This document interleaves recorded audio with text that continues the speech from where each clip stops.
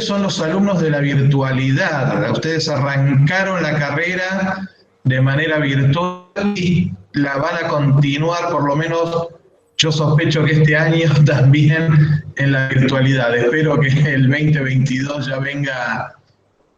ya venga mejor barajado, por no decir otras palabras. Así que bueno, me presento, yo soy Gustavo Gómez Rodríguez, voy a ser el profesor de ustedes de automatización. Por el momento soy el único profesor, no hay ayudantes de prácticos, no hay jefe de trabajo práctico, así que todo lo van a hacer conmigo. Somos innovadores, sí, Claudia, la verdad son conejillos de India, son ratones de laboratorio, lamentablemente. Nos ha tocado tratar de repechar esto. Pero bueno, la asignatura es anual.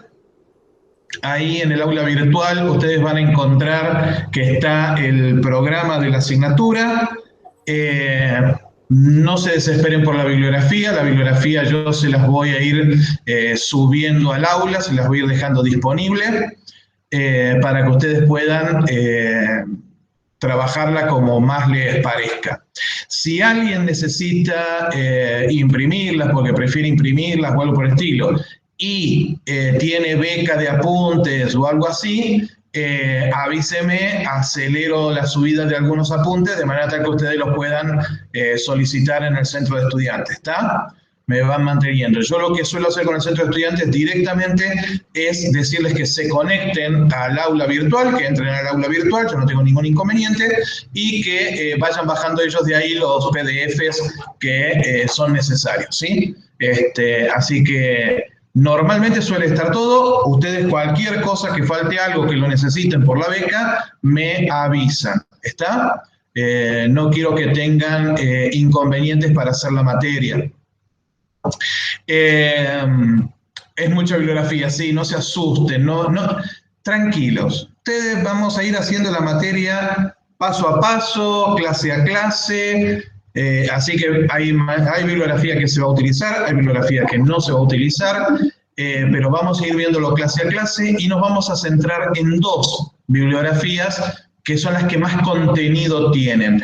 Las otras bibliografías son más como podemos decir, ampliatorias, que muestran algunos otros detalles un poquito más allá de estas dos bibliografías centrales. Ya te doy la palabra, Tamara.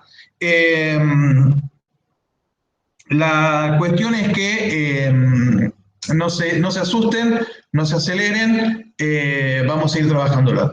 ¿Cuáles son las dos principales? Las dos principales son una tesis de Saurín Pérez sobre un modelo conceptual de automatización de bibliotecas, donde vamos a sacar muchos aspectos teóricos de fondo con respecto a la automatización y con respecto a lo que son los, vamos a decir ahora en forma general, los softwares que se utilizan en las bibliotecas, ¿sí? Vamos a decirlo ahora con una palabra general. Y la segunda es justamente un libro que se llama Automatización de Bibliotecas, y es un libro que está en inglés. Lamentablemente lo conseguí en forma electrónica, pero me tomé la libertad de traducirlo, así que está toda la versión traducida por mí, es una traducción que está hecha rápido, digamos, ayudándome un poco con el Google Translator. Algunas cosas corregí, pero hay muchas palabritas, modismos y demás que hay que ir corrigiendo, ¿sí?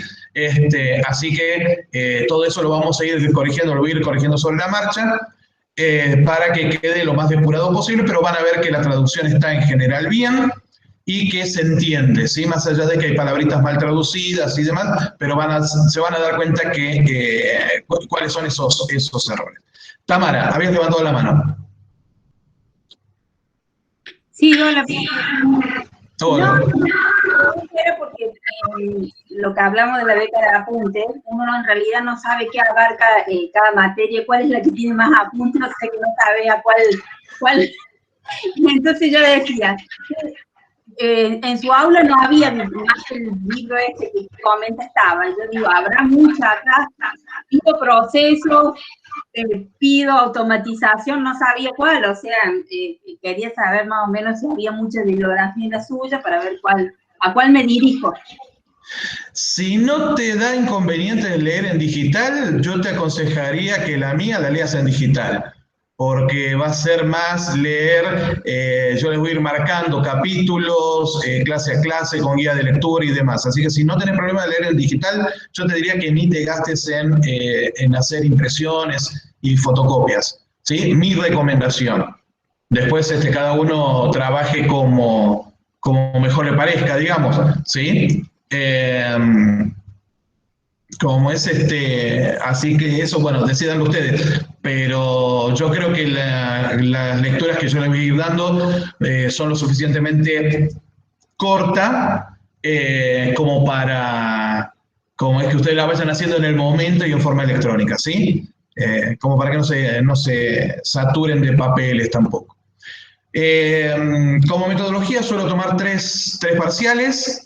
Vamos a ir viendo cómo se va dando el año y demás. Son 3 parciales. Los parciales son asincrónicos, es decir, ustedes los van a realizar en un día y horario a designar.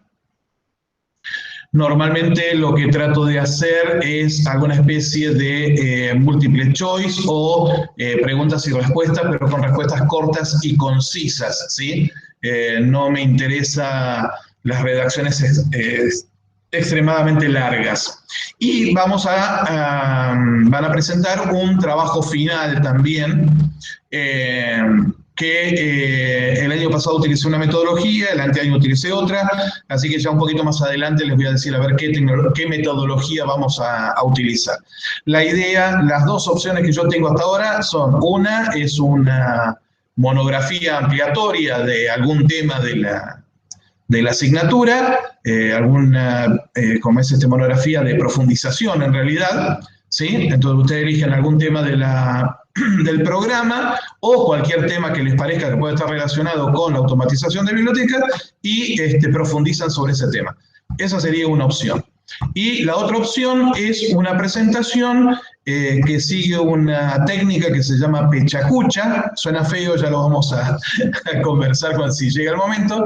En donde ustedes hacen una presentación muy rápida, siguiendo una técnica japonesa, de origen japonés, por eso el nombre, para que,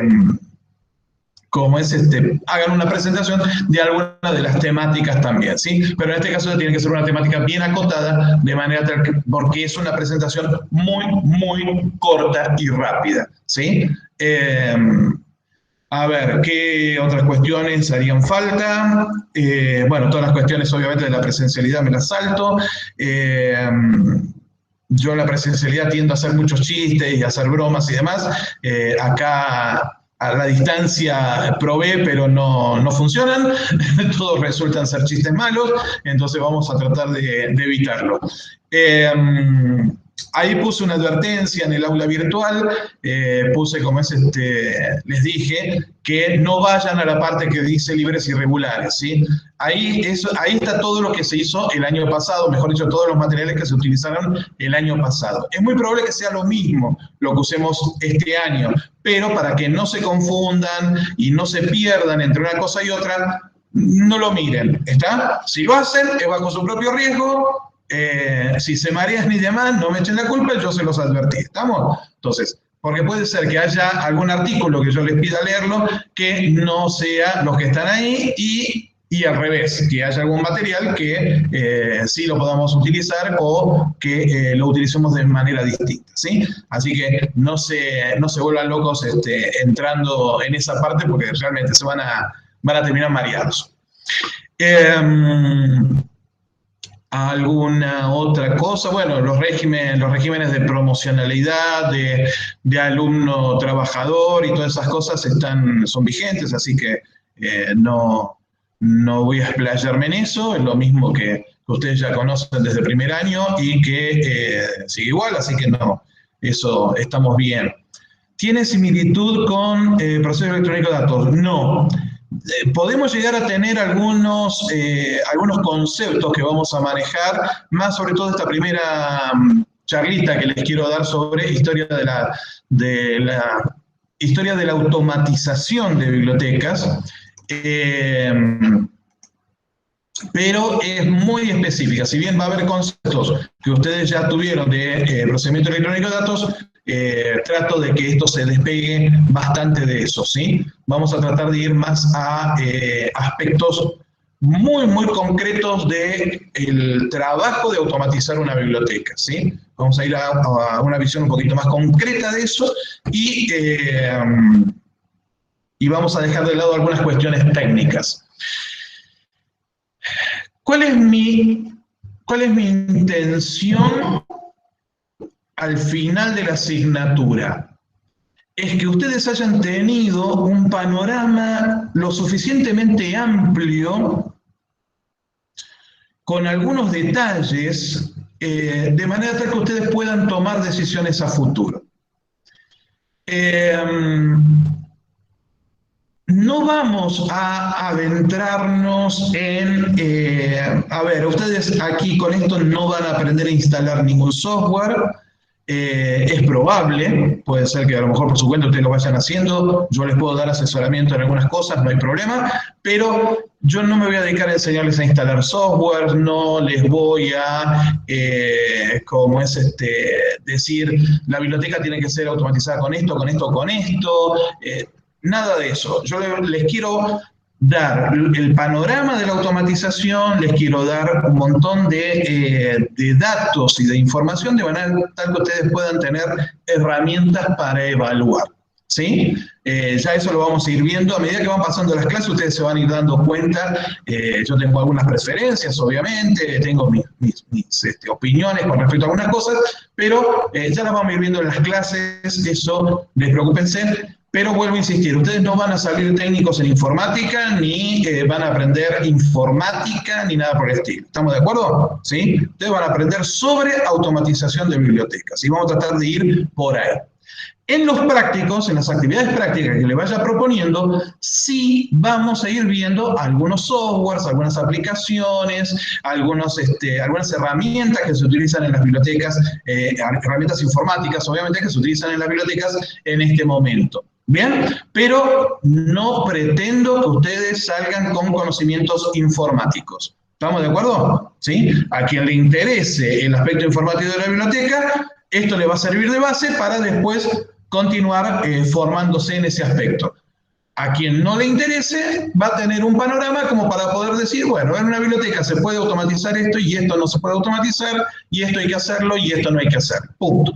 Hasta ahí. ¿Estamos de acuerdo? ¿Se entiende? ¿Sí? Bien.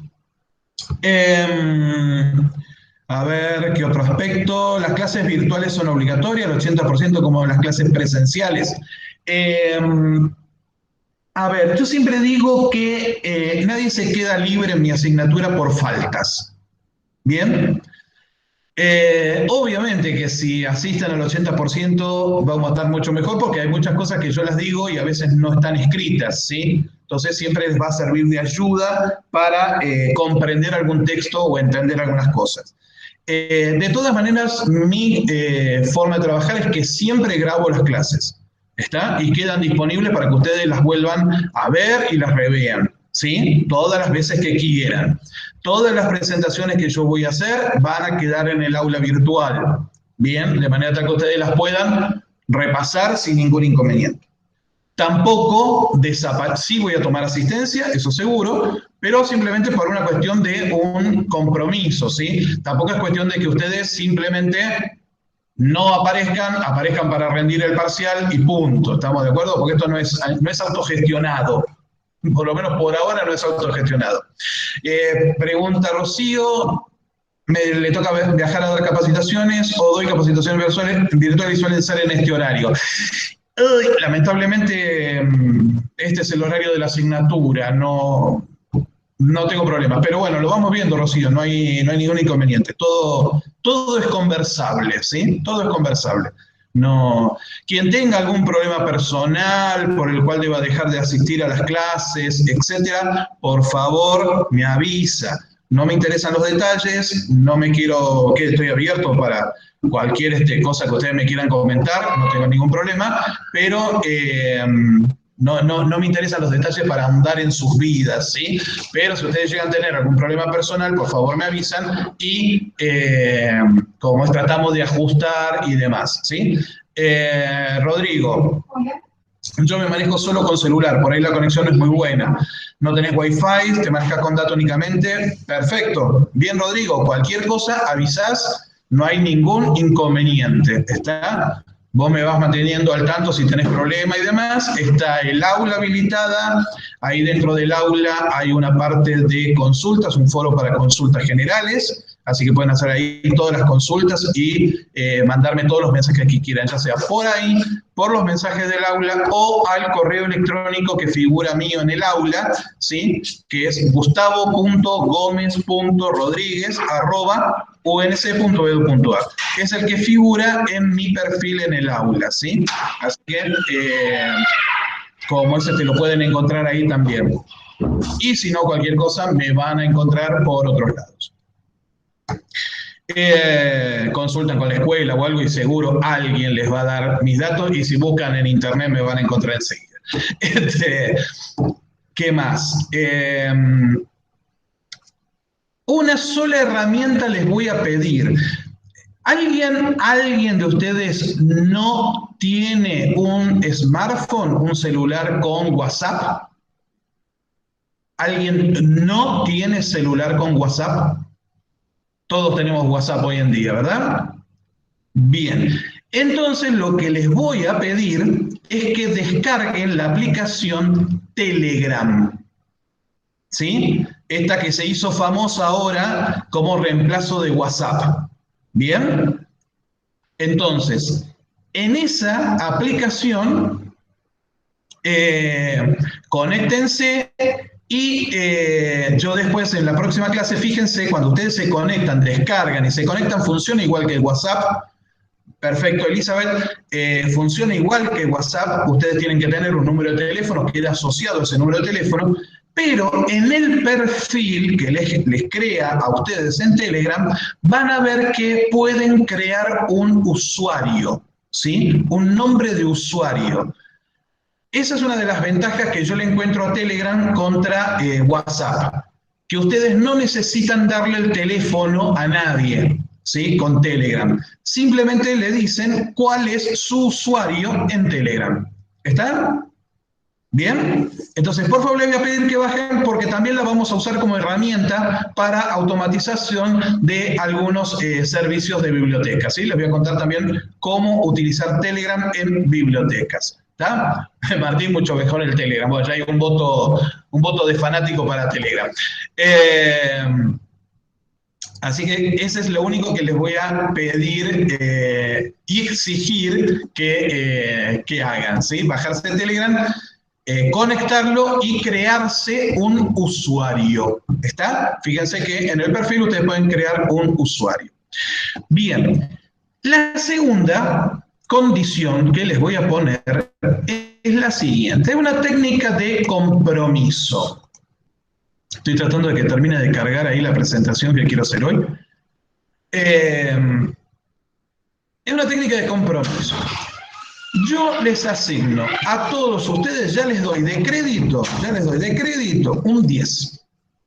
A todos. ¿Sí? Es decir, todos arrancan con un 10. ¿Cuál es la condición a cambio? Dentro de 2 jueves, es decir, 14 días, ustedes me tienen que haber enviado a través del aula virtual, en forma personal a mí como un mensaje, una carta justificativa de por qué se han merecido ese 10. La carta tiene que estar fechada, pongámosle, 30 de noviembre. ¿Se entiende? Ustedes van a hacer se van a visualizar en el futuro, ¿sí? Imagínense 30 de noviembre, promocionaron la futurista, totalmente, yo soy muy futurista. Se posicionan en el 30 de noviembre, promocionaron la asignatura, gracias a ese 10 que yo les doy, ¿sí? Que les regalo así de entrada, y entonces ustedes ahí con ese 10 en la mano ¿sí? Tal vez una cervecita o un matecito, no sé lo que ustedes quieran, o un vaso de agua fresca, brindan y dicen, ¿por qué me lo merecí? Y me explican en esa carta por qué se merecieron ese 10. ¿Está? Es una carta de compromiso. ¿A qué se comprometen ustedes básicamente a hacer para ganarse ese 10? ¿Está? Digo que me lo manden a mí, que no lo publiquen en el aula, porque si quieren colocar alguna cuestión personal, no hay ningún inconveniente, la veo solamente yo, y como es cualquier cosa, si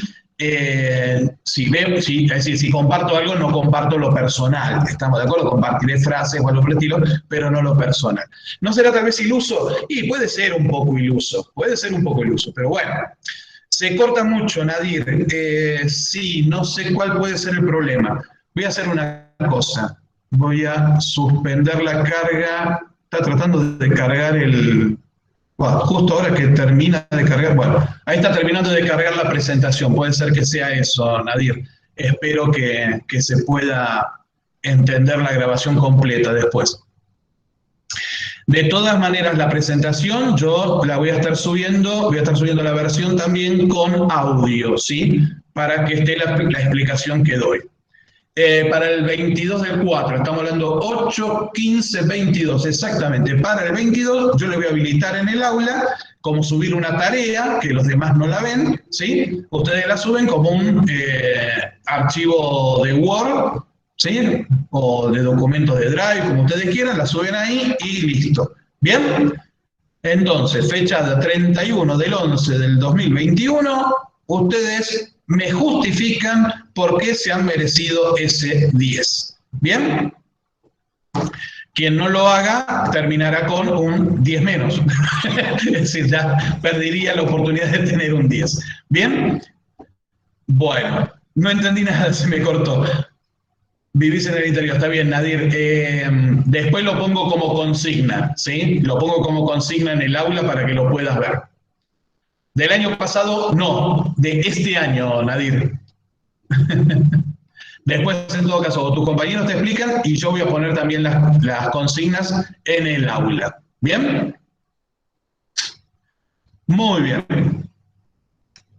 A ver, creo que estaríamos en orden. Entonces, las dos actividades que ya tienen son descargarse Telegram y crearse el usuario y escribir esta carta de compromiso o de justificación a posteriori, ¿sí? Como ustedes la quieran llamar.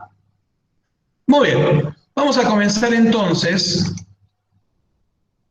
si es que me permite y no me genera problemas.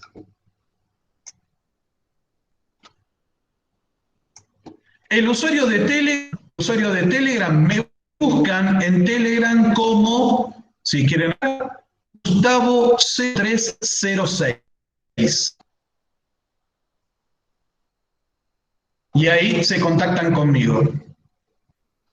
Escríbalo, profe, porque es que corto. Denme un segundo. Ahí lo escribo. Para descargar la aplicación es la que dice Telegram Messenger, profe. Para descargar la aplicación. Telegram Messenger es, a ver si puedo mostrar en pantalla. No tengo nada que no se pueda ver, ¿no? La ven ahí, el iconito es un avioncito de papel en un fondo celeste, ¿lo ven? Sí, perfecto, profe, es esa. Gracias. Telegram Messenger.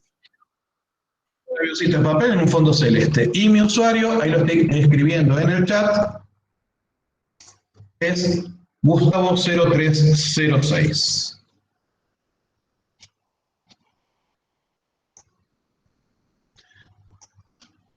Muy bien, a ver. Ahí está empezando a mostrarse la pantalla, ¿sí? De la presentación. Yo les voy a pedir ahora para que le bajemos la carga de... ¿cómo se llama? Le bajemos la carga de datos que estamos trasladando en la conexión, que desactiven las cámaras, ¿sí? Desactiven las cámaras y desactiven los micrófonos. Yo voy a desactivar mi cámara también cuando esté presentando. No sé si la ven ya, ¿no? Sí, sí se ve. Sí, profe. Ah, ¿ya se está viendo? Ah, perfecto, porque yo no la estaba viendo. Perfecto, bueno. Listo, entonces. Ustedes están entonces viendo en este momento una placa azul que dice Historia de la automatización de biblioteca. ¿Es correcto? Sí. Sí. Perfecto. Muy bien, entonces vamos a adentrarnos en esto. Me van contando si van pasando las diapositivas, ¿sí? Hay un autor, y se me fue de la cabeza en este momento el nombre. Bueno, ya, Hayes. Que hace en una enciclopedia, hace una historia de la automatización de bibliotecas y la divide en varios periodos, ¿sí? Hay uno que él denomina el periodo pre-1995, que es el periodo de las ideas y prototipos de automatización de bibliotecas. Básicamente él dice que es un fenómeno de unos 60 años, que va a durar es un fenómeno que viene desde bastante antes, de unos 60 años anteriores, con antecedentes en 1852, cuando Jewett propone utilizar placas de estereotipo para crear catálogos colectivos en serie. Ahí ven una foto de algo que se parece a esas placas de estereotipos, no es exactamente lo mismo. Como ustedes pueden ver ahí, es una plancha metálica, normalmente, en relieve, donde se apoya y se marcan las hojas que van a ser entintadas, ¿sí? O se hacen moldes de esas hojas. Ustedes saben por la primera con esa asignatura donde vieron catalogación, donde aprendieron catalogación, que con las fichas, no sé si las han explicado con las fichas de cartulina, las viejas fichas de cartulina, uno hacía una ficha principal y luego se hacían fichas secundarias, ¿sí?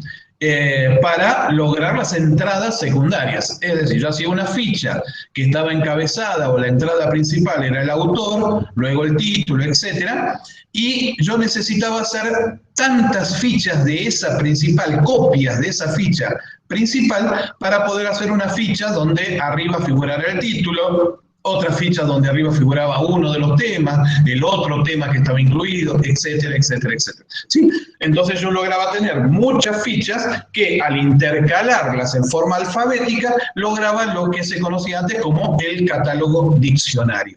Entonces este hombre Jewett lo que plantea es utilizar este tipo de placas para duplicar las tarjetas y poder hacer más rápido los denominados catálogos colectivos, ¿sí? Donde cada biblioteca participaba dando sus fichas catalográficas. Estos antecedentes de Jewett se suma también, este antecedente de Jewett se suma al antecedente de Billings, en 1880 más o menos, que propone utilizar las tarjetas perforadas de Hollerith y el principio de los telares de Jacquard para procesar información. Desde ahí, en 1880, ese procedimiento prácticamente reinó por los próximos 60 años, por los siguientes 60 años, ¿sí? ¿De qué se trataba todo esto? Eso que ustedes están viendo ahí, en este momento, es uno de los denominados telares de Jacquard. Jacquard había inventado una serie de telares, ¿sí? Había inventado unos telares que trabajaban de manera mecánica, es decir, a fuerza de mano, de girar una manivela, por ejemplo, y que tenían esas que ven ahí colgando, esas tarjetas perforadas. Entonces, ustedes saben lo que es un telar, ¿verdad? Ponemos una varilla de madera, un marco de madera, en donde se extienden líneas de hilo y luego se le atraviesan la lana o los hilos de color.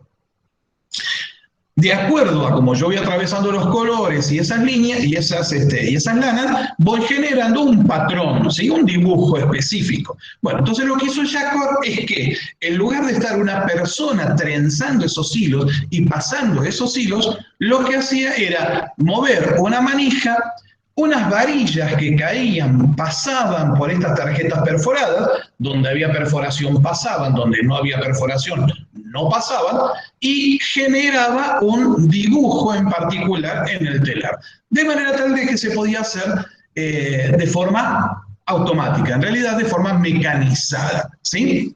Grandes cantidades, grandes metros de telas. Eso que ustedes están viendo ahí es una de las primeras tarjetas perforadas que se utilizaron, es el modelo que se utilizó de tarjeta perforada, pero para procesar información, ¿sí?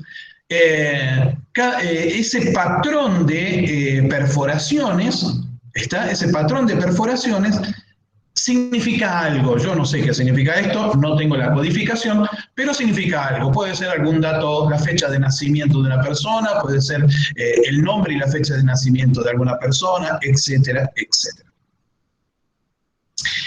Esperen que quiero...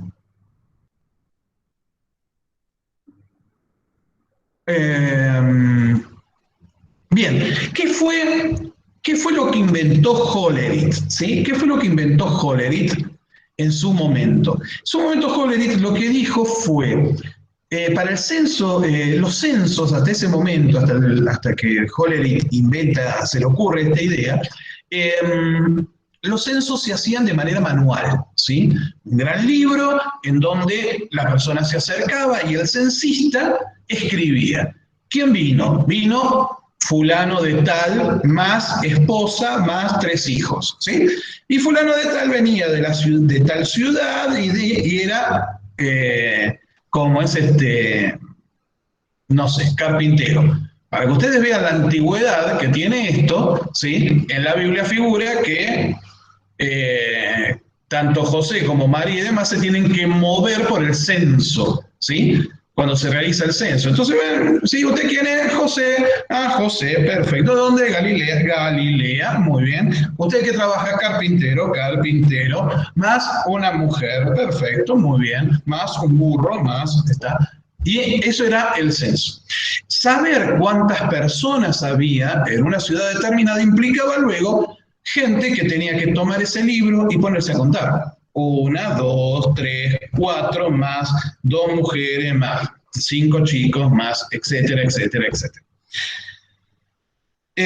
Hollerith dijo, ¿y si utilizamos un poco la técnica de Jacquard y hacemos que el censista, además de escribir, porque esto es una prueba piloto, además de escribir, que tome cartulinas y haga perforaciones? ¿Sí? Entonces, si perfora, es hombre. Si no perfora, es mujer. ¿Sí?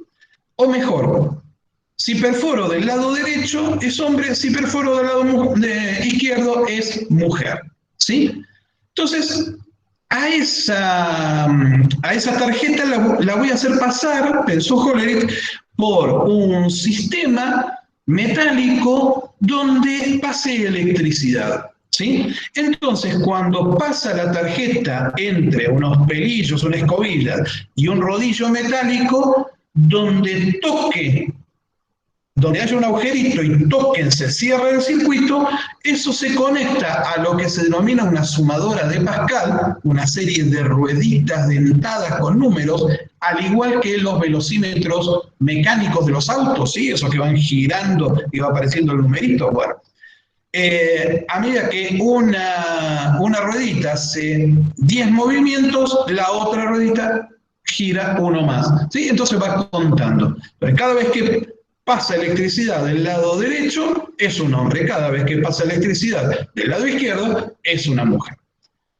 Pero se dio cuenta que en la misma tarjeta y en función de las conexiones que coloque y de las sumadoras que coloque, podía calcular en una sola tarjeta muchos datos. Entonces podía poner que era hombre o mujer, o lo que le podía importar en esa época si eran blancos o si eran negros. ¿Tá? Entonces ponía distintos agujeritos y distintas sumadoras para poder obtener un censo de manera rápida. Entonces, el censista marcaba, perforaba esas tarjetas y luego en lote esa tarjeta se procesaba, ¿sí? Si ustedes escucharon por el área de la informática alguna vez lo de procesamiento en lotes, viene de esa época, de las tarjetas perforadas, ¿sí? Entonces yo les mostraba ahí el ejemplo de una tarjeta utilizada para guardar información. Ahí tienen un sistema manual, tal cual, Miriam, tal cual, como en las quinielas, Tamara, lo mismo, como en las quinielas, como en el PRODE, tal cual. ¿Alcanzan a ver las imágenes? ¿Están viendo la imagen en este momento de la perforadora manual de IBM? Tipo como una lapicera y las tarjetas. Confírmenme. Sí, profe. Sí. Perfecto, muchas gracias. Esa es la que se utilizaba, tal como bien dijeron ahí, también para el PRODE, para la quiniela, ¿sí? Simplemente se perforaban eso. ¿Por qué se hacía de esa manera? Porque después iba a un centro de procesamiento, se pasaban por unas máquinas similares y se obtenían los resultados, es decir, se obtenían las apuestas de PRODE o de quiniela, ¿sí? Así que ustedes, imagínense, muchos de nosotros nos acordamos haberlas visto. Eso significa que se siguieron utilizando máquinas similares hasta hace muy poquito, con tecnología mucho más moderna que la de Hollerith, obviamente, pero hasta hace muy poquito. Acá tenemos otro sistema de perforación, ¿sí? Donde lo que ustedes ven con el punzón, digamos, abajo, es la parte de la guía, ¿sí? Donde están, por ejemplo, letras o números como para ir perforando, y la parte de arriba, que está media tapada, cruzada por el brazo marcador, es la tarjeta perforada, la que se va perforando, ¿sí? Ahí se pone la tarjeta, uno con el punzón va marcando en esa plaqueta metálica y se va copiando en la tarjeta. ¿Qué ventaja tenía este perforador? Que a diferencia de la otra, lo que hace es que me amplifica la plantilla que yo voy a seguir, cosa que la puedo ver mejor, ¿sí? Es un sistema del tipo lo que se denomina pantógrafo. Eso que tienen ahí es un ejemplo de una máquina de Hollerith. Así era la máquina de Hollerith, ¿sí? Esa palanca que tienen ahí sería la perforadora, tienen al lado el mueble chiquito, es la clasificadora de las tarjetas, y todos esos relojitos que ustedes están viendo ahí son los distintos contadores, las distintas sumadoras de Pascal que se utilizaban, y a medida que se iban clasificando y pasando las tarjetas perforadas, se iba cambiando, iba sumando uno más en cada uno de esos relojes de acuerdo a la tarjeta. Bien, en 1850 aproximadamente aparece la microfilmación. Ustedes ya habrán escuchado, ya se lo habrán mencionado algunos de los profesores. Si bien empezó antes, en 1839 se utilizó por 100 años. ¿Sí? Fíjense en qué fecha estamos hablando. La microfilmación no es algo muy moderno que digamos, bastante viejito. Justamente nace con el fin de preservar materiales impresos principalmente, pero a su vez luego se difunde como para almacenar grandes volúmenes de información, por ejemplo, periódicos o revistas. Entonces, lo que se podía hacer, creo que la siguiente, ahí tienen un ejemplo de microfilmación. Al principio, claro, ¿qué se hacía? Uno tenía en una gran biblioteca el archivo completo de algún diario, ¿sí? De un diario de tirada nacional. Entonces, se quería preservar. El papel prensa es fácil de que se arruine y se eche a perder, entonces se quería preservar. ¿Qué se hacía? Se le sacaban fotos. Esas fotos se hacían pequeñas, ¿sí? Por eso micro, se hacían pequeñas, de manera tal que en el tamaño de lo que sería una estampilla, por decirlo así, bueno, estampillas hace mucho que no se ven tampoco, pero en un pequeño tamaño se ponía cada hoja del diario. De esa manera se reducía muchísimo el espacio que ocupaba el diario y a su vez se preservaba esa información. Después, para verla, hacía falta algún aparato como este que estoy mostrando en este momento. Se empezó para preservar, pero después se vio que como ahorra espacio, se podía vender esa información también. Y empieza un poco el negocio de la venta de información. Entonces yo podía comprar, por ejemplo, el New York Times completo, toda la existencia del New York Times, por decirlo así, en 10, 15, 20 rollitos como el que están viendo en pantalla. De manera tal que yo reducía mucho el espacio. Yo no tenía que comprar fotocopias del diario, ni el diario completo, ni nada por el estilo, sino simplemente comprar el rollito del año que a mí me interesaba. ¿Sí?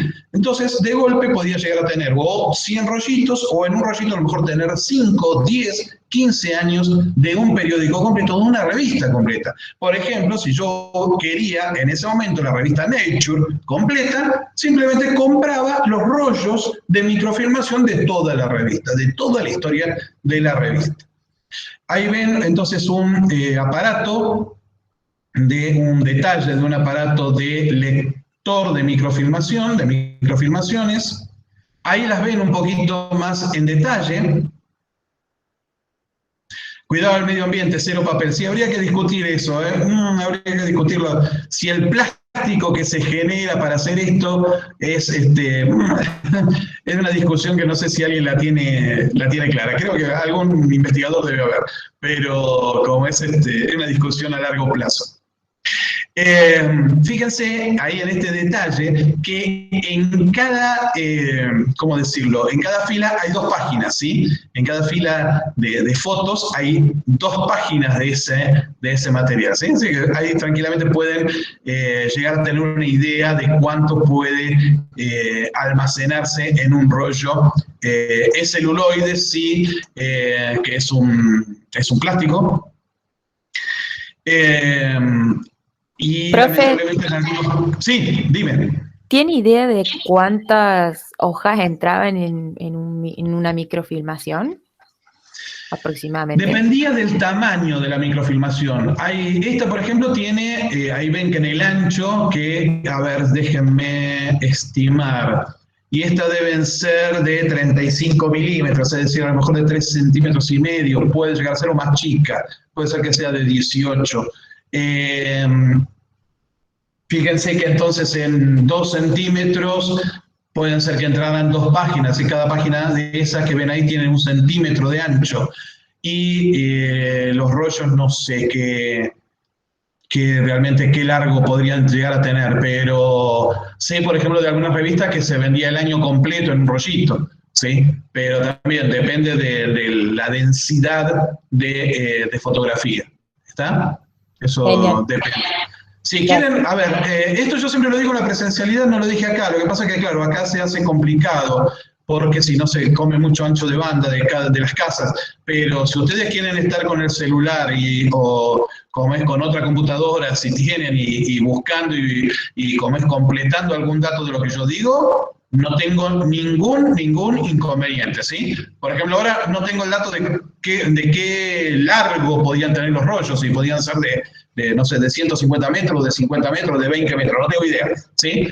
No lo busqué, lo voy a buscar. Pero si ustedes a la par están con el celular y quieren buscarlo, ningún inconveniente, bienvenido sea. A mí no me ofende eso. Bien, continúo.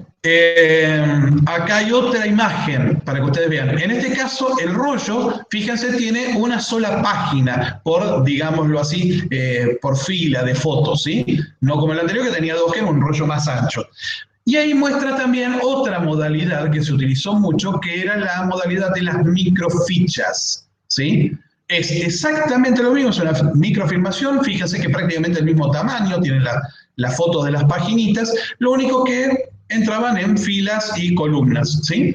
Y también se compraban las microfichas de una revista, un periódico, lo que se quisiera.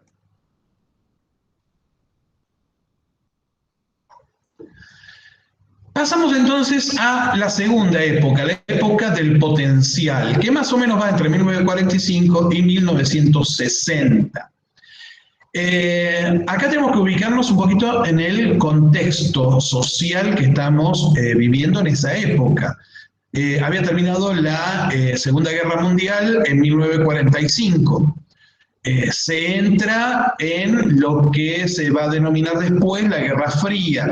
Arranca, digamos, todos los primeros estertores. Primero acá, lo que sucede primero es todo lo que tiene que ver con la reconstrucción de Europa, principalmente Alemania, la reconstrucción de Japón, etc. Y de a poco se va a entrar en la lucha con Rusia en la denominada Guerra Fría. En ese momento Estados Unidos produce el 50% de la información científica, ¿sí? Obviamente era el país menos castigado por la guerra en su territorio, ¿sí? Pensemos que la guerra se produjo principalmente en Europa y Asia, así que Estados Unidos en su territorio prácticamente no tuvo problema, por lo tanto su actividad científica continuó. La actividad científica durante la guerra se expandió, se acrecentó justamente en función de la guerra, principalmente en función de la guerra, y Estados Unidos en ese momento fue a la cabeza. Quien producía la otra mayor parte de información científica era Rusia, precisamente, mejor dicho, la Unión de Repúblicas Socialistas, la URSS, ¿sí? Vannevar Bush presenta acá, en esta época, su famoso texto ¿Cómo podemos llegar a pensar? O ¿Cómo podemos pensar? Es una visión bastante interesante de la tecnología en las bibliotecas. Lo voy a colgar en el aula para que lo vean. Me falta hacer una traducción completa, tengo una traducción por la mitad. Acá empieza a ser más probable que la microfilmación y las máquinas empresariales, porque todas estas máquinas de Hollerith pasan a ser utilizadas por IBM, se funda la empresa de IBM y es la que empieza a utilizar, pero siempre se utilizaban con funciones empresariales, con funciones de liquidación de sueldos, contabilidad, etc. Entonces empieza, y la microfilmación principalmente, como les decía, para reducir espacio o para vender, pero sin un sentido de bibliotecológico de la microfilmación. Y en esta época es donde empieza a aplicarse entonces la microfilmación y estas máquinas para catalogación y ordenamiento, y empiezan a aparecer los primeros procesos automatizados con dos herramientas,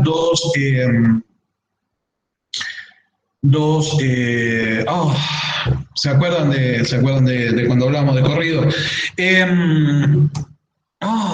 Bueno, dos materiales de referencia por excelencia como son el Chemical Abstract Service y el Index Medical. El Chemical Abstract ya lo van a ver ustedes en referencia, materiales de referencia, si hacen un poquito de historia, ya se los van a contar en detalle, pero eran, bueno, dos repertorios que lo que hacían era publicar resúmenes de todos los artículos científicos publicados. El primero sobre química, el segundo medicina en general. Obviamente muy sesgado a la producción de Estados Unidos, ¿sí? En el contexto de la tecnología de la información, ya están asentadas y ya funcionan a pleno las tarjetas perforadas que estábamos viendo. Las máquinas logran memoria interna de 60.000 bytes.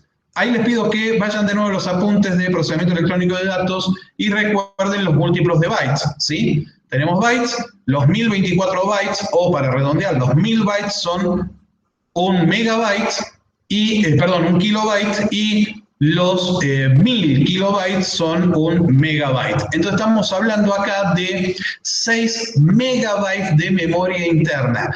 Repito, 6 megabytes de memoria interna. Cualquier celular de ustedes tiene muchísimo más que eso de memoria interna. ¿Está? El almacenamiento de la información de estas primeras computadoras van a ser en cintas magnéticas. Es decir, en cintas muy parecidas a los viejos cassettes de audio o a los viejos, o más cercana todavía en aspecto, por tamaño, grosor, a la de los videocassettes, ¿sí? Que eso son cosas que ustedes tienen más o menos cercanas. Si no, yo siempre lo que recomiendo para conocer un poquito de la historia del VHS, exacto, Martín. para conocer la historia de las computadoras, yo siempre lo que recomiendo es que busquen las viejas series de ciencia ficción en blanco y negro, o las películas de clase B. Blanco y negro eran para nosotros, ¿no? Porque, por ejemplo, El túnel del tiempo de los años 50, 60, era en color, pero bueno, no solo se veía acá en Argentina. En los años 70 se veía en Argentina en blanco y negro, ¿sí? Nosotros estábamos viendo repetición de repetición, ¿no? No crean que soy tan viejo. Perdidos en el espacio, otra de las viejas series de ciencia ficción. O películas como las viejas películas de James Bond, ¿sí? Con Sean Connery o con Roger Moore, donde siempre aparecen computadoras. La vieja serie de La Mujer Maravilla, donde hay una computadora central, ¿sí? Ahí van a entender cómo funcionaban las computadoras en esa época. Van a ver que de golpe no hay teclados, de golpe no hay monitores prácticamente, los monitores son muy simples, ¿sí? Y el almacenamiento se hacía en cintas magnéticas, y van a ver en estas películas los grandes rollos de cinta, de estas cintas negras, ¿sí? Que giraban frenéticamente para un lado o para el otro. Una un poquito más divertida, se van a reír un poquito más, en comparación con las series de hoy, son la vieja serie de Batman, ¿sí? Ahí también con la Baticueva y la Baticomputadora, es de ese estilo de las computadoras de la época. Y en ese mismo, bueno, la invención en ese momento, la gran invención que viene a alterar un poco a la informática, es la lámpara de vacío. Fue primero, ¿sí? Que permitió cambiar los modelos mecánicos, puramente mecánicos, por eléctricos, o electromecánicos por modelos totalmente eléctricos, que son las lámparas de vacío, y luego transistores, ¿sí? Que van a permitir principalmente la reducción de tamaño y el aumento de la velocidad de procesamiento de las computadoras. Ahí tienen la portada de lo que era el Chemical Abstract en papel, de 1943. Ahí tienen más o menos ese espacio de lo que ocuparía un año del Chemical Abstract. Piensen que está el resumen de todos los artículos publicados, o de los principales artículos publicados en todas las revistas de química de por lo menos Estados Unidos, que estamos hablando del 50% de la información científica. Eso era una página del Chemical Abstract, ¿sí? Piensen eso en un tamaño A4, un poquito, a lo mejor, sí, un A4. Piénsenlo en un A4 y el tamañito que tenía la letra. Ahí tienen una visión de las viejas computadoras. Noten, repito, la falta de un monitor. Prácticamente no hay teclados, son todas tarjetas perforadas, ¿sí? Lo que está de fondo, esas máquinas que parecen heladeras con ojos extraños, son las cintas magnéticas, ¿sí? Ahí tienen una visión de cómo se almacenaban las cintas magnéticas. Probablemente todo eso que están ustedes viendo ahí hoy en día se podría guardar en el disco duro de una computadora tranquilamente. Y llegamos a 1960, donde empieza el periodo que podemos denominar que la informática, la automatización se mete en las bibliotecas, ¿sí? En este contexto social, a ver, de las primeras computadoras, luego llegan las primeras IBM, Tamara, sí, la verdad no recuerdo esa película. En la película Cinema Paradiso se puede ver lo que usted explica, es verdad, sí. En Cinema Paradiso, la verdad no la vi la película, vi algunos fragmentos. Lo que hay son rollos de película, seguramente, ¿sí? Y que se debe parecer mucho a esta imagen de almacenamiento. Estos son cintas magnéticas. Son iguales, son prácticamente iguales. Las de cine son un poquito más anchas, ¿sí? Estas son apenas un poco más angostas. Las de cine eran de 35 milímetros, si no recuerdo mal, y las magnéticas son un poquito más chicas. Sí, había de 16 milímetros y estaba la de 8 milímetros también, pero las de cine son de 16, Martín, o las de cine son las de 35. Las de cine, que venían con la franja de audio también. Exacto, Martín. Gracias por confirmar. 35 las de cine. Y 16 las magnéticas, muy probablemente. Entonces, la economía industrial de las épocas anteriores me está dando paso ya ahora a una economía de la información, una economía de servicios, ¿sí? Cuando si ustedes leen algunos textos de historia económica, van a ver que justamente en esta época empieza lo que se denomina la economía de servicios, ¿sí? O del tercer sector, donde está incluida la economía de la información. Y para que ustedes tengan una idea, si a mediados de los años 70, más del 50% de los trabajadores de Estados Unidos estaban en el ámbito de la información, ¿sí? Esto que ustedes están viendo ahí, ¿sí? Y que es bastante viejo, si ustedes logran ver ahí, va desde el año 71 hasta apenas el año 94, ¿está? 95 específicamente, lo dice arriba, es el valor del bit de memoria, ¿sí? Del bit de memoria.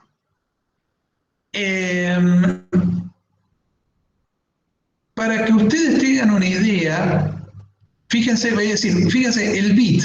¿Qué es un bit de memoria? Según la codificación actual de las computadoras, cada letra, cada signo, cada símbolo, cada pulsación de teclado, si ustedes quieren llamarlo, representa o está representada por un byte, ¿sí? B larga, Y, T, E. Un byte. Ese byte, para permitir la codificación de todos los elementos, de todos los caracteres, de letras mayúsculas, minúsculas, más, por ejemplo, enter, tabuladores, clic de mouse, etcétera, etcétera, etcétera, está compuesto por 8 bits. Cada bit es un 0 o un 1, ¿sí?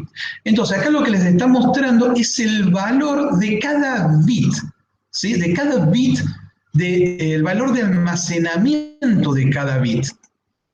¿Bien? No importa los datos concretos, cuántos dólares y demás, pero fíjense que va. En el año 71, cada uno de esos valía 5.000 unidades. Pero en el año 94 o 95, 94-95, ya ese valor se estaba aproximando a 1. Estaba prácticamente igual a 1. Hay un aumento, un pequeño aumento ahí en el medio, pero fue en permanente picada el valor de un bit.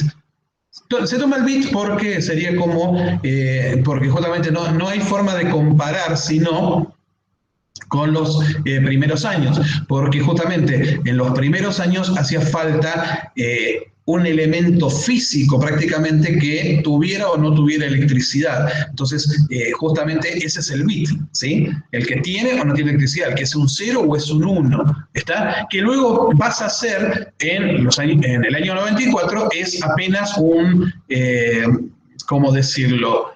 Permítame esta exageración, una viruta de hierro que puede estar magnetizada para un lado o para el otro.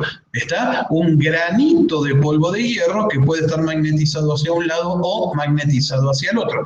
Entonces, comparar bytes, por ejemplo, sería muy complejo. Entonces, es más fácil comparar los bits. Es decir, ese granito metálico magnetizable que hay en una cinta contra ese interruptor, relé, lámpara de vacío que había en el año 71. Entonces, fíjense cómo cae, ¿no? Se reduce 5.000 veces el valor de cada bit en memoria, en almacenamiento. En el contexto de los servicios técnicos, ¿qué está sucediendo en las bibliotecas en ese momento? Empiezan los esfuerzos que están centrados en las redes de bibliotecas. Claramente sabemos que comienza en esa época, y son los primeros estudios, la explosión de información, la denominada explosión de información. Entonces empiezan los primeros esfuerzos centrados en realizar redes de bibliotecas, ¿sí? ¿Por qué? Porque claramente Ninguna biblioteca puede contener toda la información del mundo. Por lo tanto, no hay otra forma de solucionar eso que haciendo redes de bibliotecas. Nace la famosa OCLC, que es una empresa norteamericana de venta de información, principalmente utilizada en las bibliotecas de Estados Unidos como fuente de catalogación por copia, ¿sí? Esta OCLC tiene centros de catalogación o toma algunas universidades o algunas bibliotecas importantes como centros de catalogación, la Biblioteca del Congreso, Harvard, etcétera, reúne esa información y la vende y distribuye a otras bibliotecas. Una mujer, Henriette Abraham, crea el formato MARC en la Biblioteca del Congreso y empiezan a aplicarse las computadoras en los servicios técnicos internos de las bibliotecas. Aparecen, dentro del contexto de los servicios de información, aparecen Dialog, otra empresa de venta de información, que es la que va a pasar a las computadoras todo el servicio que antes estaba en papel del Chemical Abstract o del Index Médico que les mencionaba antes. Y van a aparecer los primeros OPACs, ¿sí? Los primeros catálogos en línea de acceso público. Entre 1975 y 1990 se produce la aceptación dentro de las bibliotecas de las tecnologías, ¿sí? La aceptación y el ingreso fuerte. Son los 15 años más importantes en la historia de la automatización porque son los que van a sentar las verdaderas bases de todo lo que estamos viendo ahora. Se produce el final de la Guerra Fría, en esta época se produce el final de la Guerra Fría. Poco a poco esto va a llevar a la famosa caída del muro de Berlín, donde ahí se va a cerrar toda la cuestión de la URSS, de la Unión de Repúblicas Socialistas Soviéticas. Las fundaciones Soros y Mellon sacan distintos estudios y distintas publicaciones sobre, considerando que la automatización de las bibliotecas es una herramienta invaluable y yo agregaría que inexcusable, ¿sí? Una biblioteca no automatizada hoy es prácticamente, podríamos decir, voy a decir una palabra muy fuerte, prácticamente inútil. No es tan inútil, pero bueno, eso es otro tema, pero para que entendamos el grado que ellos le ponen a el énfasis que ellos le ponen a la automatización. Fíjense, estamos hablando de la época de 1975 a 1990, donde Internet prácticamente era una cuestión de empresas y de universidades y ni siquiera estaba en el terreno de las personas, ¿sí? Simplemente universidades y demás. Se produce una crisis del presupuesto. Esto es importante también porque va a llevar a la búsqueda de formas de compartir información. A la par se produce una reducción de entre un 15 y un 20% de los presupuestos de las bibliotecas, ¿sí? Es decir, un presupuesto de 1.000, o pongámosle, de $1.000.000 pasó a ser de 800.000. Y lo que antes en publicaciones salían 1.000, pasaron a costar 1.200, ¿sí? Entonces, es claro que las bibliotecas ya no podían estar costeando, ¿sí?, grandes cantidades de compras de revista o compras de grandes cantidades de revista en formato papel. Uno, por el espacio, dos, por el costo, por el alto incremento de los valores. Dentro del contexto de la tecnología de la información, se habla de dos leyes. La ley de Grosch, que decía que cuanto más grande es mejor, ¿sí? Entonces las computadoras eran cada vez más gigantescas, más grandes, por la de Moore, que cuanto más pequeño es mejor. Y dice entonces Moore que tira una ley que se sigue cumpliendo, pero que obviamente estamos hablando de leyes que son como las leyes de Murphy, ¿sí? Son leyes que se aplican y se consideran válidas, pero en realidad no tienen una demostración una demostración científica clara. Se sigue más o menos esta línea, pero no es exacta. Y dice que básicamente dice que el valor de es completo. El poder de los microprocesadores, que dice ahí, el poder, es decir, la cantidad de procedimientos que puede generar por segundo, que pueden realizar, o tareas que pueden realizar por segundo, se duplica cada 2 años. Y agrega que el valor se reduce a la mitad cada 2 años. Es decir, no tan solo se dispara la capacidad de los microprocesadores, que cada 2 años se duplica, sino que a su vez cada 2 años se reduce a la mitad el valor, el precio, con lo cual cada vez es más fácil acceder a una gran tecnología. Se produce en esa época el impacto social de la informática, las computadoras ya entran en las casas, ¿sí? Ya sea a través de consolas de videojuegos o a través de computadoras mismas. Y lo que hace un rato hablábamos de 60.000 bytes de memoria interna, hoy estamos hablando de teras, ¿sí? Hoy estamos hablando de teras de información. Repasen los apuntes de procesamiento electrónico de la información y van a entender de a cuánto me refiero con un tera. Lo que están viendo ahí, subiéndose a un avión, ese semejante aparato, es un mega de memoria en los años 60. ¿Sí? Eso que están subiendo ahí es un mega de memoria creado por la empresa IBM y lo están subiendo a un avión de Pan American, ya extinta Pan American, y lo que tienen a la derecha es un USB que ustedes conocen, ¿sí? De 1 tera de información. En el contexto de los servicios de información, ya las bibliotecas son accesibles, ¿sí? Los catálogos accesibles en línea ya son moneda corriente y obviamente cada vez hay más acceso a Internet. Si bien todavía el Internet no es hogareño, recién en el 90, en los años 90 va a ser el boom, si bien todavía no es hogareño, sí está más difundido. Llegamos a 1990, este periodo de 1990 y 2008, donde las tecnologías de la información, la automatización está completamente integrada en la biblioteca. Clinton arma en ese momento, empieza a plantear la infraestructura global de información. La información se vuelve una prioridad en las políticas nacionales de Estados Unidos. Internet es ubicuo y crece al doble cada 3 a 6 meses. ¿Qué significa que crece al doble? Es la cantidad de máquinas conectadas, cantidad de usuarios conectados a Internet en el mundo. Se duplica cada 6 meses, ¿sí? Y es ubicuo. Yo puedo tener Internet en donde quiera. Tengo el 4G, la conexión de datos en mi celular y yo tengo Internet en cualquier lugar. No es la idea de omnipresente, es la idea de ubicuo, es decir, yo en cualquier lugar accedo, ¿sí? Y nacen las superlibrerías como Amazon, se produce la burbuja de Internet, la famosa cuestión de que se vendían empresas de Internet que no tenían ningún sustento real a millones y millones de dólares.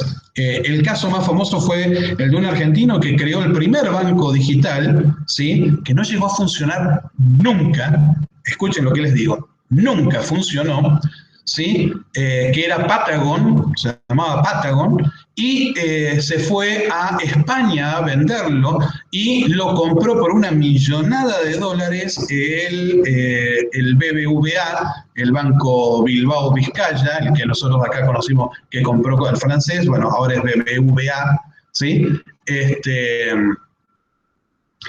1 tera sería 1024 gigas, tal cual, Matías, así es. Y lo vendió por una friolera suma. Si ustedes buscan Patagon, venta de Patagon, primer banco electrónico, etcétera, van a encontrar en la parte histórica, van a encontrar el tema de la venta y los millones que pagaron, ¿sí? Embolsó una montonera de millones, nunca funcionó ese banco, tuvimos que esperar bastantes años más para que aparecieran los primeros bancos realmente electrónicos completamente. Se produce la caída de las Torres Gemelas, y aparece el Acta Patriótica. El Acta Patriótica en Estados Unidos pone un punto de inflexión muy importante, porque dentro del Acta Patriótica había un artículo que decía que el FBI y la CIA podían pedirle a las bibliotecas los registros de lo que los lectores habían leído, ¿sí? Habían pedido en préstamo o que habían leído. Piensen que muchas bibliotecas en Estados Unidos, las grandes bibliotecas, Biblioteca del Congreso, Biblioteca Pública de Nueva York, etcétera, tienen estanterías cerradas, ¿sí? Entonces, en esa época todavía tenían mucho material en estanterías cerradas, muchas bibliotecas. Por lo tanto, que el libro saliera del depósito a la sala de lectura implicaba registrar quién leía qué. Entonces, en el Acta Patriótica surgió eso. Si ustedes ven la película Seven, o no me acuerdo cómo se la tradujo al español, creo que Siete pecados capitales, o algo así, con el Brad Pitt y, ¿cómo se llama? Morgan Freeman, con Brad Pitt y Morgan Freeman, gracias Tamara.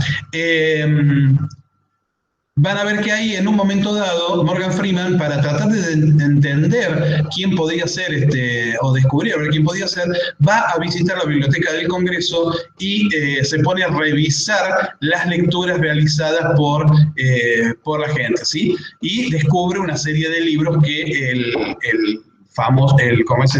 el sospechoso había consultado. Eso pretende el Acta Patriótica hacerlo una política de Estado.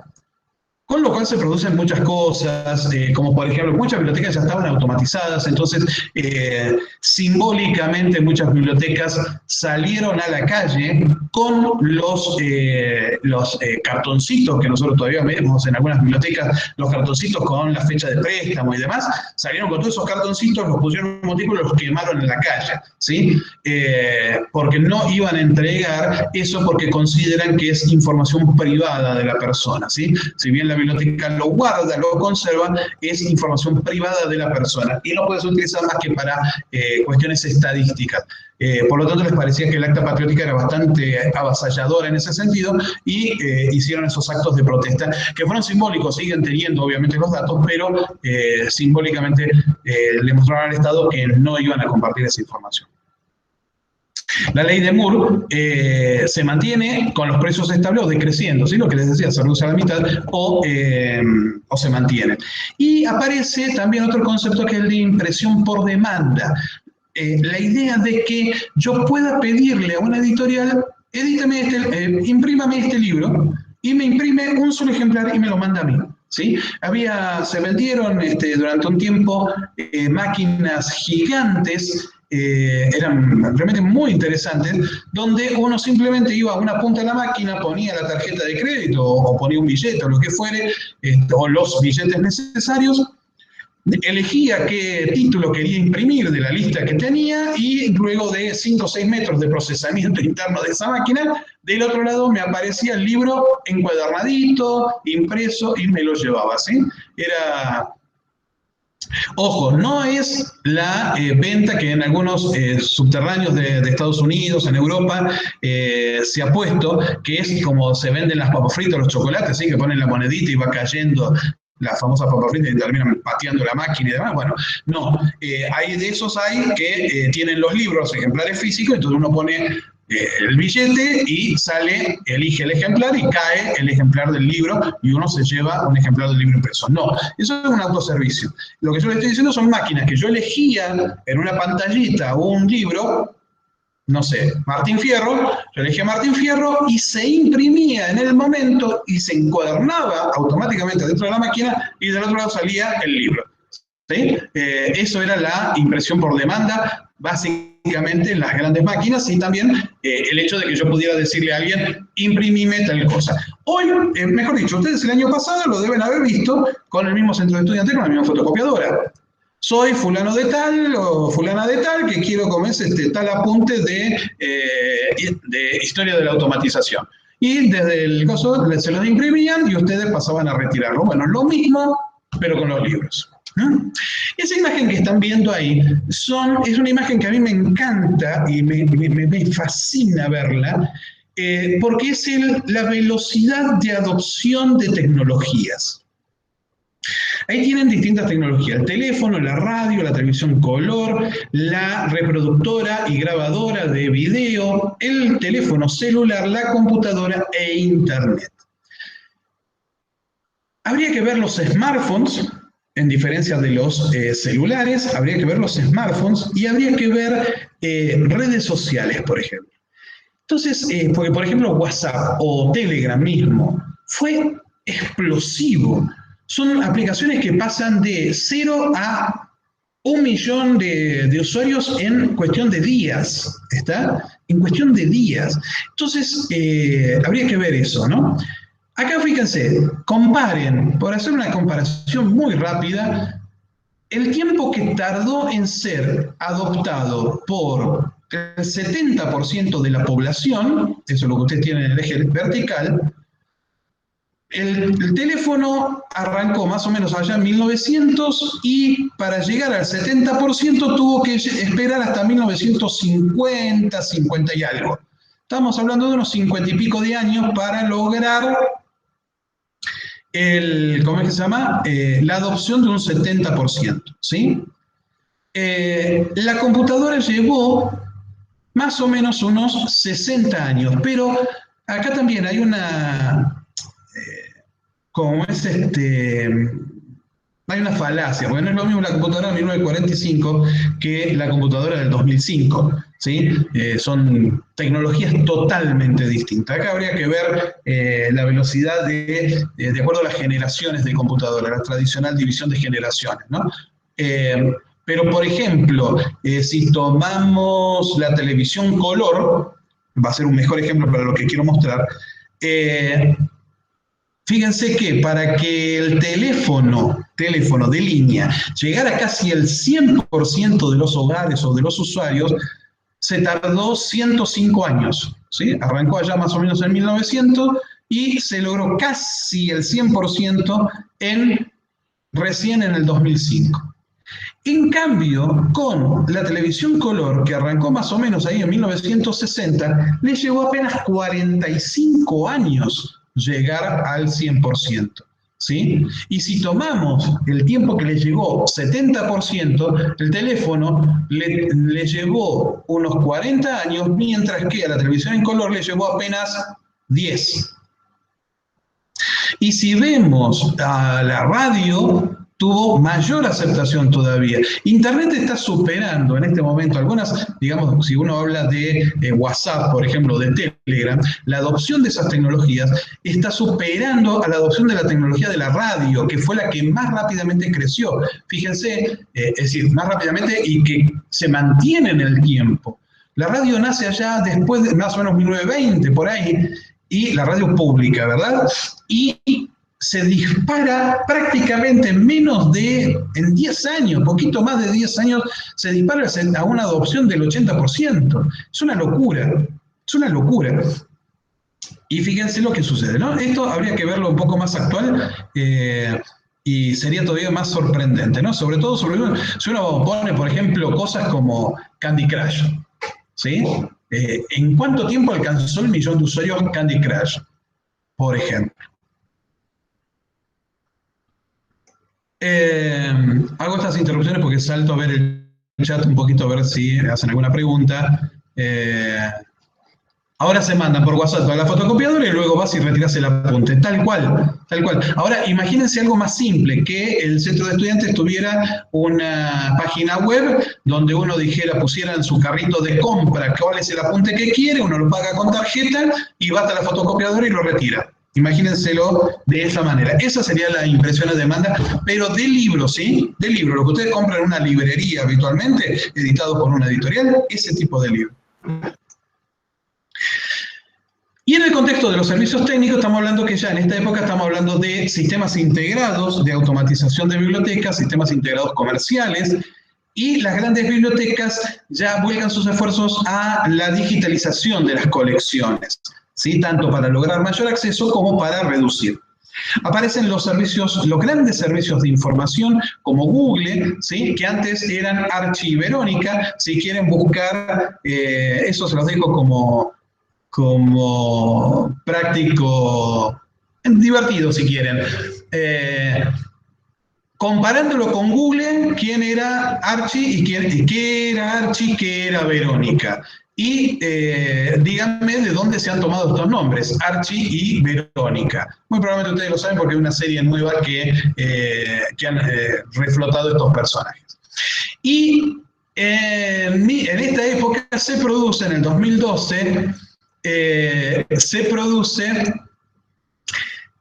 la desaparición de la Enciclopedia Británica. La Enciclopedia Británica fue la enciclopedia más importante, más seria y más, permítanme decirlo, más perfecta que ha tenido la historia, ¿sí? Superando incluso a la Salvat, que ha sido muy buena en idioma español. Pero la Enciclopedia Británica era el sumum de la enciclopedia. Artículos escritos por especialistas, firmados, con actualizaciones anuales. Una cosa, realmente eran cada una de las entradas de la enciclopedia eran verdaderos tratados del tema que estaban explicando. Muere por Wikipedia. Muere por la aparición de Wikipedia. Hay estudios concretos en la revista Nature que hablan que el índice, y estos son estudios viejos, no sé, habría que hacer estudios nuevos, pero los estudios viejos dicen que Wikipedia tenía un nivel de exactitud similar al de la Enciclopedia Británica. Un par de estudios lo daban un poquito por debajo, un par de estudios lo daban un poquito por arriba de la exactitud de la Enciclopedia Británica, y varía también dependiendo en qué ámbito o en qué disciplina se lo analice, ¿sí? Como enciclopedia en general, estaban las dos con un 5% de error. Ese error aumenta en algunas disciplinas y disminuye muchísimo en otras, ¿sí? La historia de la Enciclopedia Británica, de su muerte, básicamente se puede reducir en lo siguiente. Microsoft en su momento le pide a la Enciclopedia Británica, le dice, bueno, yo les voy a pagar a ustedes, Enciclopedia Británica, $10 millones para digitalizarles toda la enciclopedia y que se pueda vender con nuestro Windows. Enciclopedia Británica, los británicos flemáticos, duros, dicen, no, la enciclopedia es en papel y va a morir en papel. No, esto de la digitalización es pan para hoy, hambre para mañana. Esto no va a funcionar. Bueno, dijo Windows. ¿Qué hizo Windows? Inventó Encarta. Muchos de ustedes se van a acordar que existió Encarta. Tal cual, tal cual. Wikipedia manda fruta, sí. Británica también mandaba fruta. La exactitud anda en un 5% en general. Insisto, en algunos temas acierta más, en algunos temas acierta menos. Entonces Windows, ¿qué hace? Inventa Encarta y la mecha con el Windows. Entonces todas las máquinas del mundo tenían Encarta o una versión reducida o lo que fuere de una enciclopedia con multimedia, videos, audio, toda la historieta. Enciclopedia Británica ve esa difusión, dijo, nos perdimos la gran difusión. Entonces se va todo compungido, va a Bill Gates y le dice, mirá Bill, está bien, tenés razón, mirá, qué buena la idea, realmente funciona. Mirá, somos tan buenos de la Enciclopedia Británica que te vamos a cobrar solamente $5 millones, no los 10 que vos nos habías pedido antes, te vamos a cobrar 10 nomás. Y entonces Bill Gates lo mira y le dice, no, ahora ustedes me tienen que pagar a mí por la plataforma que ya está difundida $100 millones. Enciclopedia Británica se retira compungido, crea una Enciclopedia Británica en CD-ROM con la estupidez de ponerle lo que se llama una llave de hardware, es decir, un aparatito que se tenía que conectar en el puerto de la impresora, en donde se conectaba el cable de la impresora antiguamente, para que uno no pudiera andar copiando el CD y mandándoselo a otro, lo cual llevó obviamente a que ese sistema no funcionara. Intentó hacer ¿cómo es que se llama? Una versión web y en definitiva terminó muriendo. No, Tamara, no me quedo. Lo que pasa es que, a ver, la discusión con respecto a enciclopedia o a Wikipedia es que Wikipedia no es tan malo como lo hacen ver. ¿Está? ¿Se entiende lo que digo? No es tan malo como se lo hace ver. Esa es la diferencia. Y de ahí hay que trabajarlo Wikipedia. Obviamente uno no puede sentar, digamos, decir, bueno, Wikipedia es el tratado para ir a leer. No. Pero hay que tener en cuenta que es el primer lugar donde muchos van a leer. Entonces,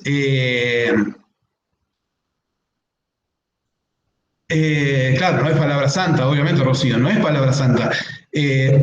Por eso uno tiene que estar como siempre viendo varias fuentes, viendo distintos lados, etc. Pero bueno, y ya casi estamos terminando. Justamente, después del 2008 viene el futuro, ¿sí? Para este autor, que no abunda mucho en este tema, ¿yo qué puedo llegar a decir? Moore sí, sigue avanzando, Moore sigue creciendo, el poder de los procesadores sigue creciendo, lo vemos en los celulares, ¿sí? Permanentemente. Aparece otro concepto que es el Internet de las cosas, es decir, no ya computadoras conectadas a Internet, sino cosas conectadas a Internet. La cafetera conectada a Internet, el lavarropa. Cuando a mí me dicen que el lavarropa trae Wi-Fi, yo quiero saber cómo hago para meter la ropa dentro del lavarropa con Wi-Fi. Eso para mí todavía me supera, ¿sí?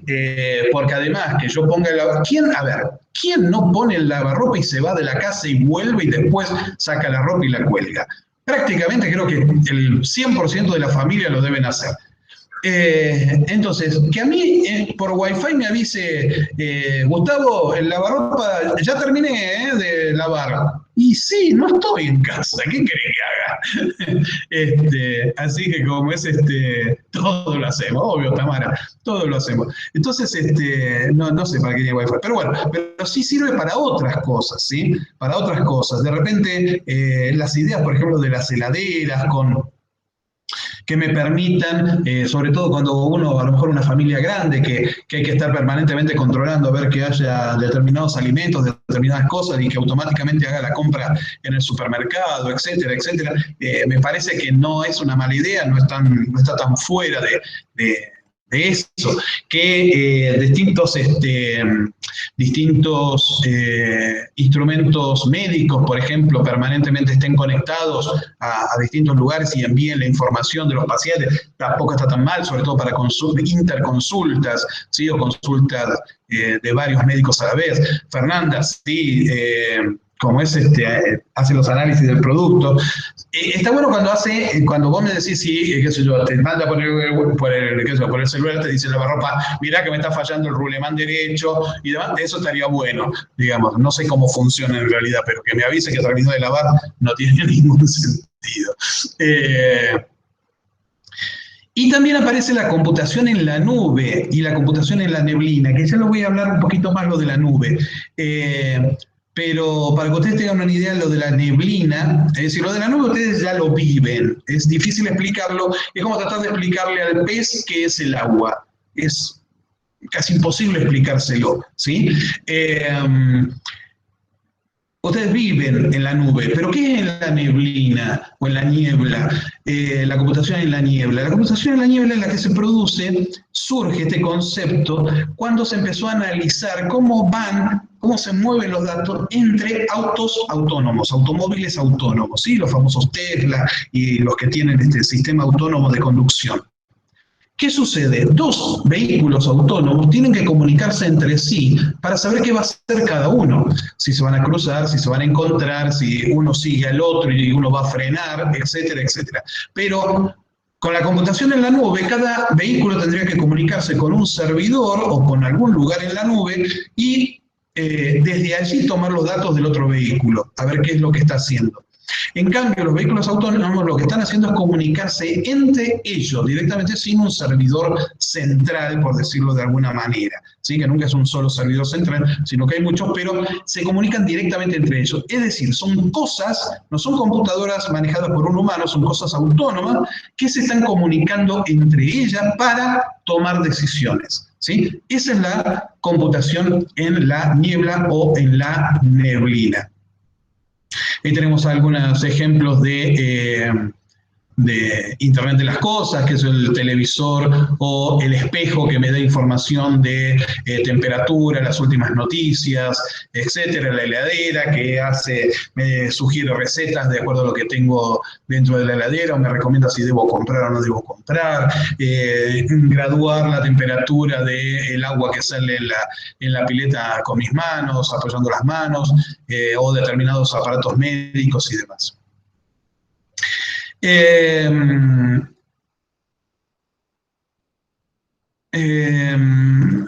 Acá, bueno, a ver, no, esto lo vamos a dejar porque ya vamos a hablarlo en algún momento.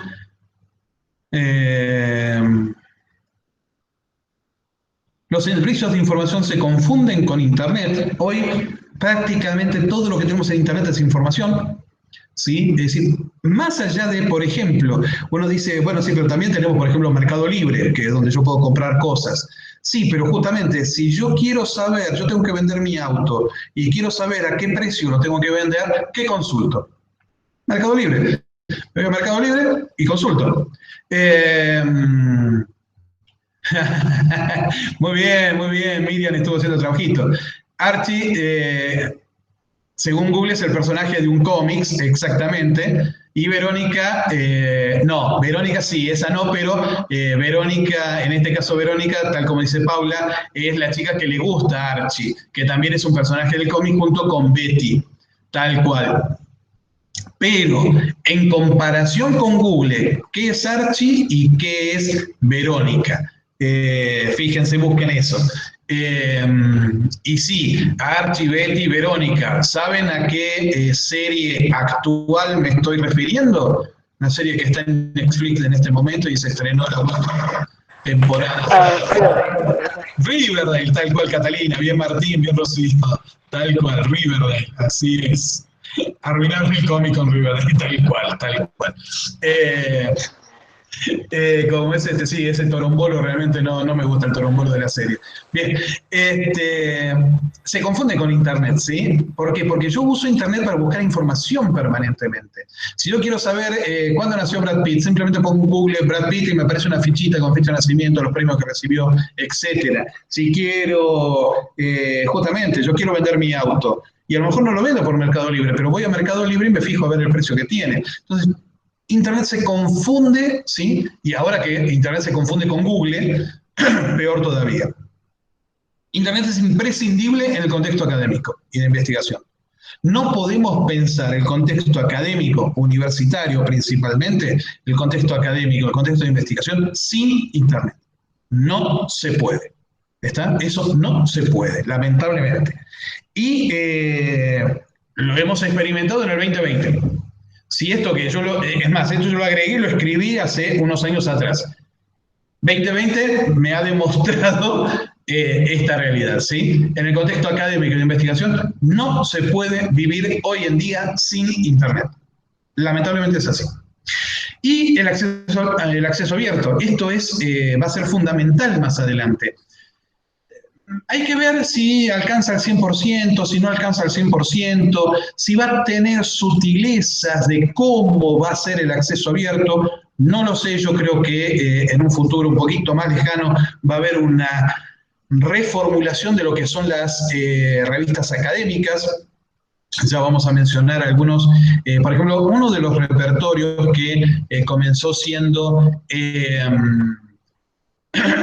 de sitios FTP. Está cerca, Carla, no es tal cual, no es tal cual. A ver, o sí, perdón, ahora me confundí yo.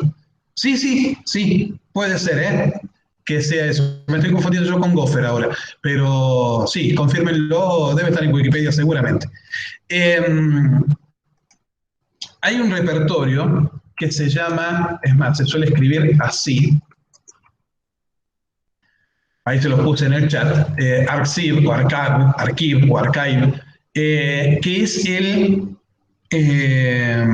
el primer ejemplo de repositorio abierto. Este es del área de física, matemática, astronomía. Tal es así, por ejemplo, esto se lo pueden preguntar a la profesora Lencina, Verónica Lencina, que los astrónomos prácticamente, es decir, publican en revistas, sí, publican en revistas, pero las primeras publicaciones que hacen sobre las observaciones que hacen en un telescopio, las hacen en Archive. ¿Sí? Ahí van y publican ahí primero. Ahí está Martín, muy bien, perfecto. Ahí tienen entonces lo que dice Wikipedia. Era un sistema de localización de archivos y directorios muy unido al servicio FTP. FTP era un servicio, es un servicio, sigue funcionando, es un servicio de intercambio de archivos, ¿sí?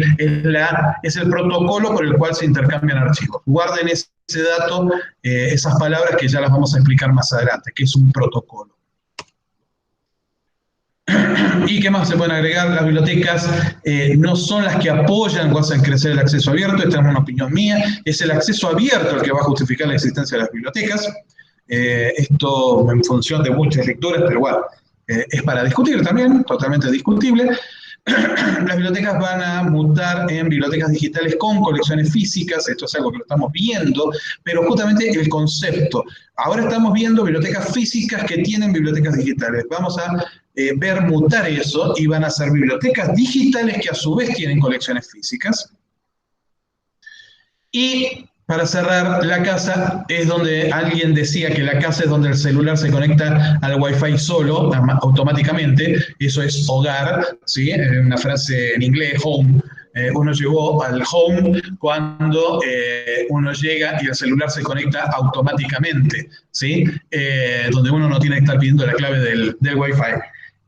Hoy en día podemos decir que casa es donde están nuestros datos, donde está lo que nosotros escribimos, donde están estas presentaciones, donde está, donde yo guardo la información de, no sé, de mi salud, donde guardo la información para que haga ejercicio o salga a caminar, de los recorridos que hago, etcétera, etcétera. Esa es casa hoy en día y va a ser cada vez más en el futuro. Bueno, gente, me excedí del tiempo que yo quería, pretendo que las clases sean de entre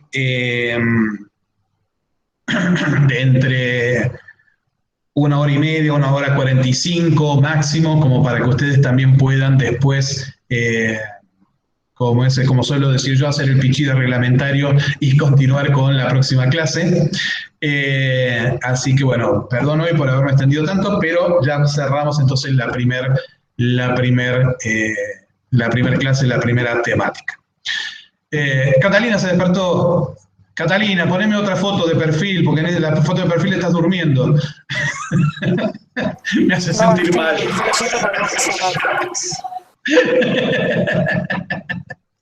Bueno, gente, nos vemos el jueves que viene. Estén atentos al aula virtual, que ahí yo voy a ir subiendo cualquier información que haga falta, cualquier consulta que me quieran hacer, me la hacen por ahí. Ahí está mi correo electrónico también en el aula virtual. Y me buscan entonces Gustavo0306, ahí quedó.